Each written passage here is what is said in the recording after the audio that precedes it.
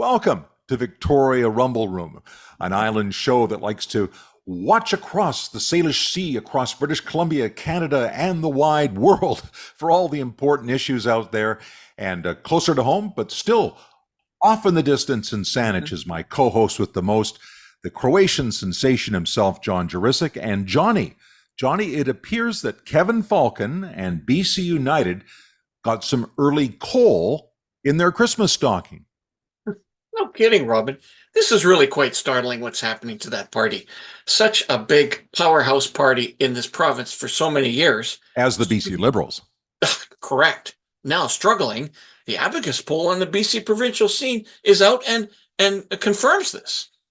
Bad news for BC's official opposition heading towards the holidays. They're solidly in third place, barely above fourth place. You really got to wonder if this isn't going to encourage Premier David Eby to press the election button even sooner in 2024. You have to think he's awfully tempted, John. And, if this poll holds, I think it's really going to be a very tough uphill swing for anybody to challenge the NDP. According to Abacus, their recent poll, the NDP in at 44% support. The BC Conservatives, those up-and-comers with only a couple of MLAs in the House, are at 26%. BC United, the once great BC Liberal Party, struggling at 17%. People still don't get the name change, and the Greens have also dropped a little bit, down to 9% support. Sure looks like the BC Conservatives, whom, by the way, I don't know at all what they stand for, are benefiting from the growing popularity of Pierre Poilievre and the National Conservatives. They must be. Also, the rebranding of BC Liberals to BC United, clearly not working. It's ironic that Kevin Falcon has long been identified as a conservative leading politician. It was one of the negatives for him being a leader, that he was too conservative. But people aren't buying BC United, and the NDP must be gleeful. Of course, everything can change, in a matter of a few weeks in an election campaign, so we'll all have to see how public opinion shifts and turns, but I think the NDP has to be heartened, and housing remains the hot topic as far as Premier Eby is concerned. He has really taken this issue by the horns of the legislation, and he has pushed it through at the legislature. Basically, zoning and housing approvals are out of the hands of municipalities into the hands of the province, fast-tracking construction for multiplexes, apartments, lower-cost housing. They've even announced they're going to go to more wood-frame buildings, go up to 12 stories of wood-frame structures. So watch this to be the top of the big issues right across the country. But in BC, during this election year, watch for it to be number one. It'll be ahead of crime and homelessness, which are still crucial, and of course, our struggling healthcare system. And I asked Mark Milke, the analyst, who's from the Aristotle think tank, about the roots of the housing crisis. And this is what he had to say. Look, housing unaffordability is a huge problem in much of Canada, and there's a reason for that. And it's because absurdly low interest rates for 20 years, that caused a property boom. At the same time, you've got massive in-migration, and I'm pro-immigrant, but you can't have 1 million people, or more than 1 million people, including 900,000 students come into the country every year, and not be able to build fast enough. So you've got a number of problems happening in housing, which, I think one of them is you probably need just fewer students in every year with respect into the country. So, you can find housing for the people, who need it now and are already here. So I don't think there's any easy answer to this problem. But again, every age has its challenges. When you and I grew up in the 1980s, I remember the early 1980s recession with 14% unemployment. There's no golden age in the history of Canada, and each generation will face its challenges. But I sympathize with people in places like Victoria or Vancouver or Toronto that can't afford a place to live. It's pretty expensive. So I think we're going to have to look at both issues of demand on the migration side coming in and on the supply side. You have to tackle both of these to get to more affordable housing. Certainly, I understand that foreign students, they symbolize a lot of revenue for our universities and colleges because they pay top tuition fees to come to Canada and study. So it would be a big problem for universities and colleges in terms of their balancing their books and running their operations if they didn't have foreign students. But the foreign students are living tough. A lot of them, I hear, are living in trailers and even in vans. It's tough, and they're fighting for spaces to live along with our domestic students.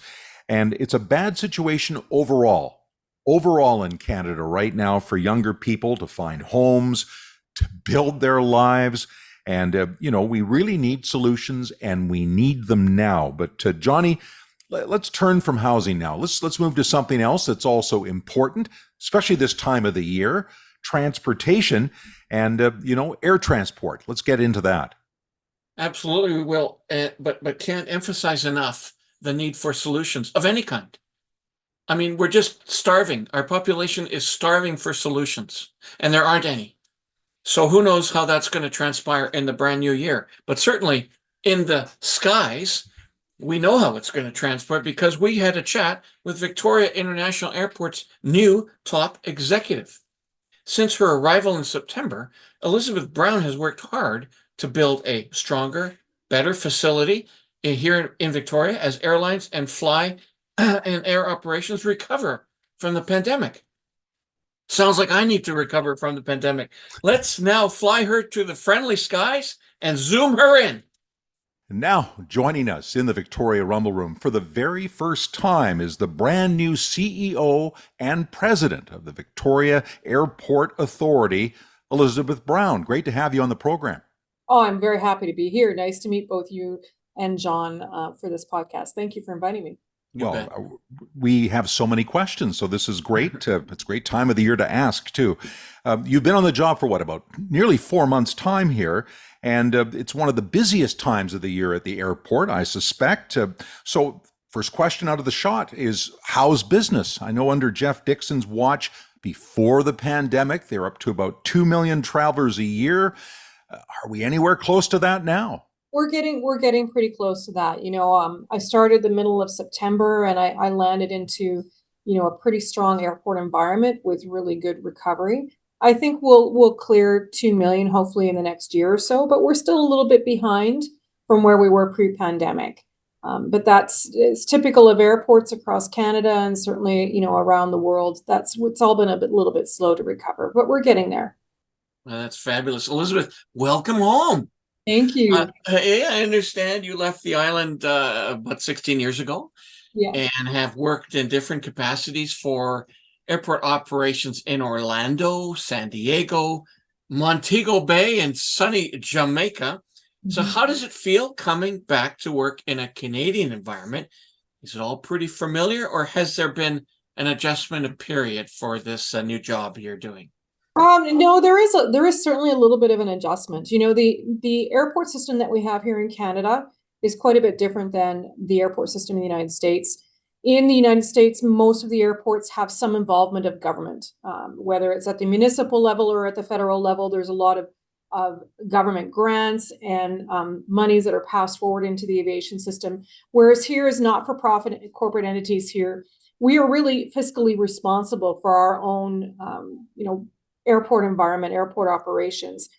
There is an airport improvement fee, obviously, for passengers, but for the most part, we really need to be fiscally responsible. So it is a different aviation environment, less government influence, so to speak, that way. So there's a bit of a difference there. But it's, for me, this is my dream job. This is when I left 16 years ago, I only had this little hope that I didn't even want to entertain very strongly, that I might be able to come back and work at this airport, much less as CEO. So I felt like I went off to go and get some experience, and I hope that now I can come back to Victoria and really take that experience and put some fresh eyes on this airport and continue its advancement, into the future to support this community. That's what we all want to see.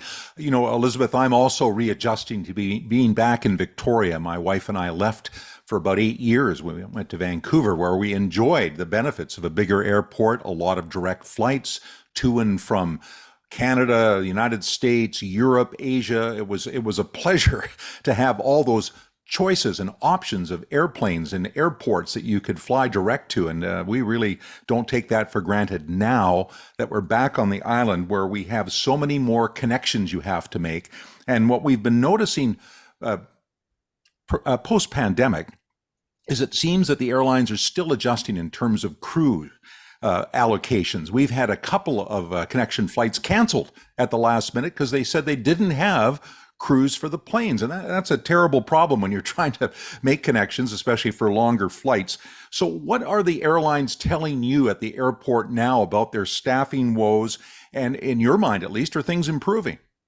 Absolutely, things are improving, and it's, it's not unique to Canada. It's really in North America. There is a definite pilot shortage and crew shortage, and a lot of that came through the pandemic with a lot of furloughs, a lot of early retirements. But that was really, a problem that was compounded by the pandemic. It was something that we were starting to see pre-pandemic. Certainly, that is impacting the airlines, and it's not just crewing; it's also aircraft supply. We all feel it in our daily lives, the supply chain challenges. I just moved back. I ordered a couch. It's going to take me 6 months to get the couch, So those things are happening, at all levels of the industry. That's really causing some delays. But I would also say coming out of the pandemic, the airlines have become a lot more nimble. They are much more flexible in terms of their schedules, and they're working really hard to deliver on the expectations of the passengers. So they are, putting in services and routes with a consistent schedule, and they're trying to make sure that they can honor that schedule. I remember reading in Florida and reading about the challenges that we saw a couple of summers ago, and certainly through the winter travel where there were a lot of cancellations. I think the airlines have gone through that. I think that the recovery and the demand was stronger than maybe the airlines were ready to take on coming out of the pandemic, and now they've got their feet under them and they are able to deliver on the schedules that they've put forward. I think that we'll continue to see that strength going forward. We're already starting to see indications of some airline growth for Victoria coming up in 2024. And I think that speaks to the fact that the airlines now are in a better position than they were a couple of years ago coming out of the pandemic. Elizabeth, great segue to my question. Years ago, 10-ish, I was the manager of an advocacy group on the peninsula called the Sydney North Saanich Industrial Group, and advocacy around helping some of the manufacturers, many of whom were on sort of the periphery or on airport land. Scotty Plastics, Viking Air, Seastar Chemicals, etc. So very familiar with not only is there an airport, but there's a ton of other stuff going on with airport land.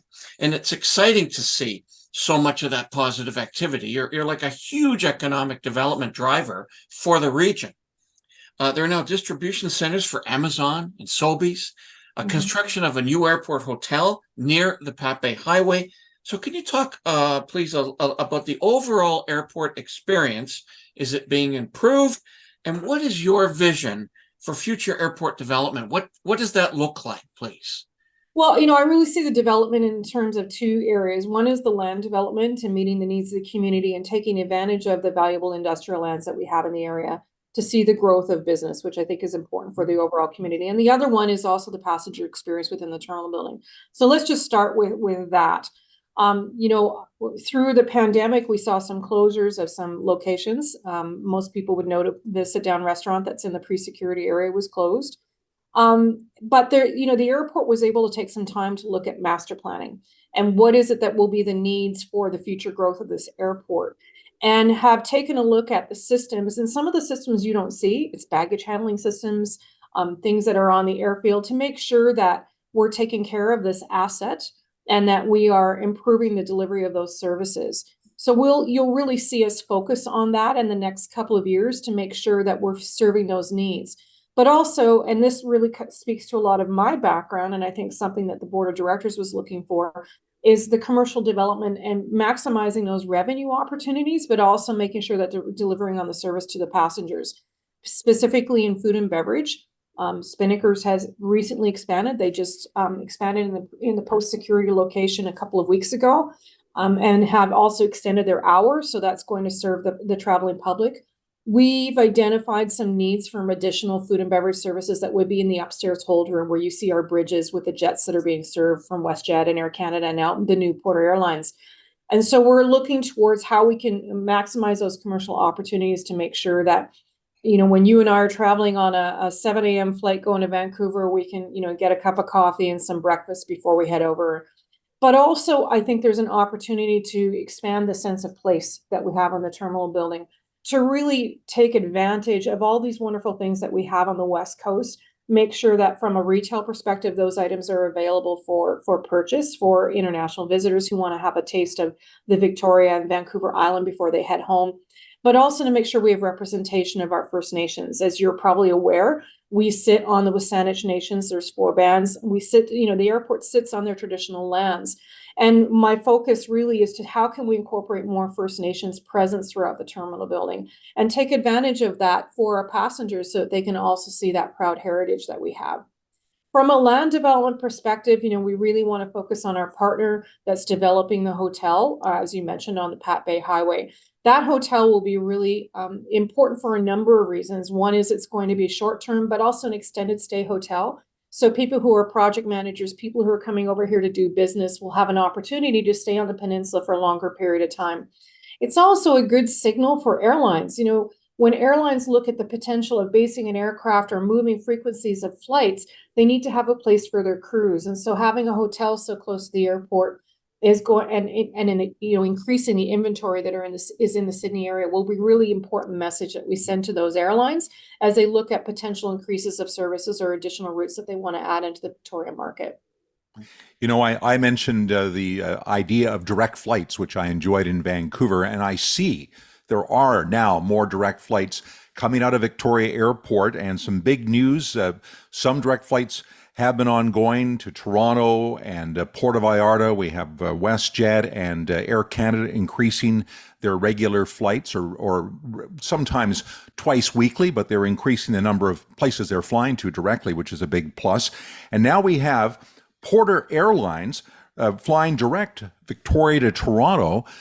Perhaps you could touch on the WestJet and Air Canada flights, which we've heard there's been sort of a reorg going on with those airlines about where they want to fly across the country and where they're going to concentrate those flights and how that is affecting flights in Victoria, and maybe touch on Porter Air and how that is helping to pick up some of the slack in terms of regular flights across the country.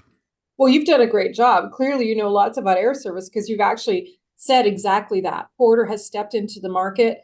I think they're meeting the needs of the Victoria market for the Toronto service and filling in some gaps that we saw coming out of the pandemic.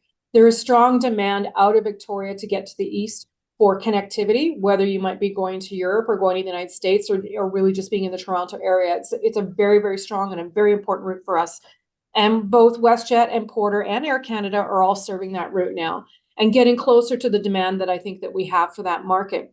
Porter operates a very unique service. It gives us some more competition on that route, which is good. It keeps the airfares fair for the Victoria market.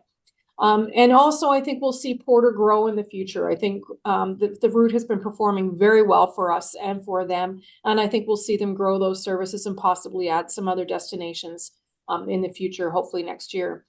I think WestJet is an interesting, you know, WestJet's going through a lot of changes themselves. They have folded their low-cost carrier Swoop. And so we've seen a loss of services as a result of that, just because Swoop is not operating as a brand. And I think WestJet will continue to adjust what they need to do to serve the Victoria market in the future, given now that the Swoop aircraft will start to be incorporated into the main line of WestJet services. But also don't forget, they've also taken over Sunwing. So, you know, we're talking to WestJet. We're trying to find out what their strategies will be going forward as it relates to Victoria. And I think that they see that there's some great opportunity. Likewise, Air Canada has done some changes as well. You know, we've seen some changes with the Calgary route, but they're still flying the Toronto route. And, you know, Victoria is still an important market for them, both getting us to Vancouver for the great connectivity, but also getting us to Toronto. I think Air Canada is, you know, looking at a lot of their long haul routes. And, you know, do we have a sufficient market out of Victoria to support some of those really long haul routes? Maybe not. So it remains to see how both WestJet and Air Canada look at the Victorian market. I think also we'll start to see more nonstop services. As you mentioned, we do have some sunspots. So this winter we have Las Vegas, we have Cancun and Puerto Vallarta. If I have one message to deliver to the Victoria community, support those services. fly the nonstop services when we have them, because that sends a strong message to the airlines, any airline that we're talking to, that there's demand here in the Victoria market for those routes and that they will be successful. At the end of the line, and the end of the day, the airline wants to make money out of our market, and we need to support those services, to the best extent that we can. And let's not forget some of the transborder services. We have Alaska Airlines that has come back now after the pandemic. They are now up to 2 flights a day to Seattle, and we are going to see them go to 3 and 4 flights a day next year in 2024. And I think that is outstanding for us. While we are missing some of the nonstop flights into California, that Seattle connectivity is really important to us. And they've now taken over Hawaiian Airlines. And so we will have an opportunity to get to Hawaii out of Seattle. I think that'll be great for us. I think in the future, though, we are really focused on trying to regain some of those services that we lost prior to the pandemic. And certainly California serving our tech community is a top priority in terms of air service development. And it is also for the greater Destination Victoria tourism folks as well. I've been in lots of conversations with their CEO, Paul Nursey, just to understand where they're focused their efforts from an inbound tourism development perspective, and also how we can align that with the business community who are focused on the outbound. We always think about, where we want to go ourselves, but there's also a tourism market that we need to make sure that we're serving as well. Victoria is an outstanding tourism destination, and how can we maximize those opportunities? And working together with our tourism community and our economic development and business community will be really essential for us to grow back those services that I know the Victoria community is so eagerly looking to see return to Victoria Airport. Elizabeth, I had a final question, which you kind of answered. Oh, Actually, sorry. more than kind of answer. Oh, no, don't be sorry. That was fabulous. It was just a wonderful. So let's maybe just sort of dig a little. First of all, Jeff Dixon, CEO of the airport, president for 12 years, saw dramatic changes at YYJ. And of course, we interviewed him a couple of times and had some great stories to tell. Maybe one day we'll tell our viewers what actually happened during those interviews. Nonetheless, change is always a part of operation like yours. And the question here, which you might have already answered, but nonetheless, here, let's ask it directly. Does Victoria have enough traffic and size to warrant the growth that you indicated and potentially growth that's planned for the future? Absolutely. Absolutely. I think it's important that we can serve the nonstop demands from a route perspective. We have a vibrant population, a strong business community that can serve those services. We're not Vancouver International Airport. We're not looking to be Vancouver International Airport, but we are looking to serve the needs of the Vancouver Island community and make sure that they can support the nonstop services that we need here. And I think, our aspirations should be realistic. Are we looking for nonstop flights to China or nonstop flights to Europe? Perhaps not. But we are looking to make sure that we can get into those short haul markets, particularly California, Washington, perhaps back into Colorado, into Denver, which I think is going to be really important to us. And then also to serve those sunspot destinations. Lovely weather that we have here in Victoria. Nice and green here year round, but it is nice to go and find our sunspots, and take our vacation. And I think we absolutely have that market for that. Infrastructure wise, we absolutely do. We certainly have a comfortable infrastructure here to support, 3 million passengers. I think there's some fine tuning that we need to do within the terminal building to make sure that we're responsive to the needs of our traveling passengers. And I think there's going to be some investment that will happen. We're certainly looking at some investment on the runway and the airfield infrastructure in 2024.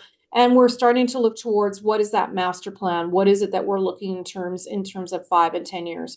Airports are capital intensive, and we have to look at a very long-term planning cycle.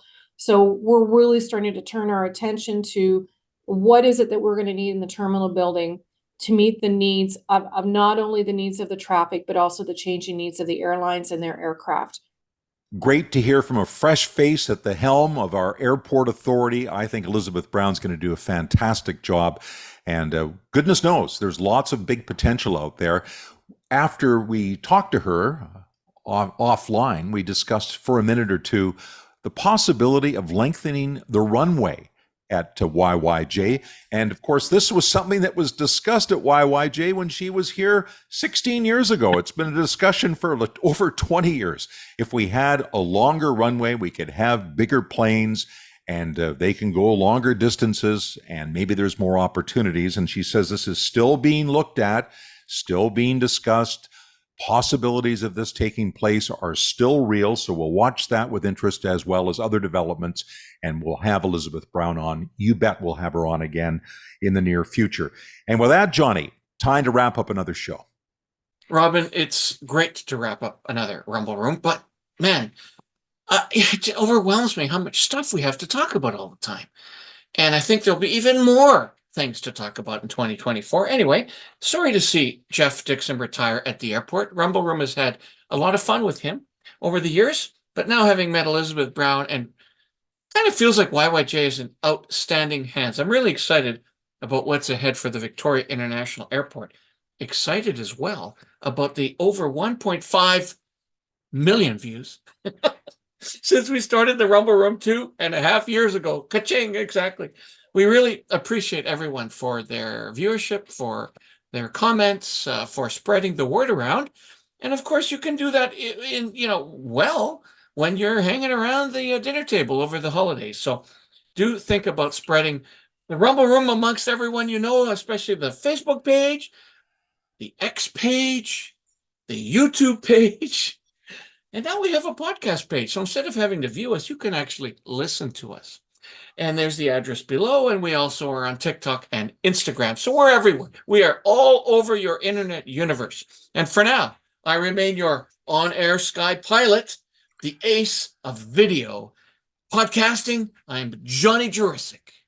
And Johnny, as I'm also revving up my engine and looking forward to the weeks ahead and the great stories that we're going to unveil, I can't tell you how much I enjoy getting to full flight with you every week as we rev up that engine and rumble on. That was great.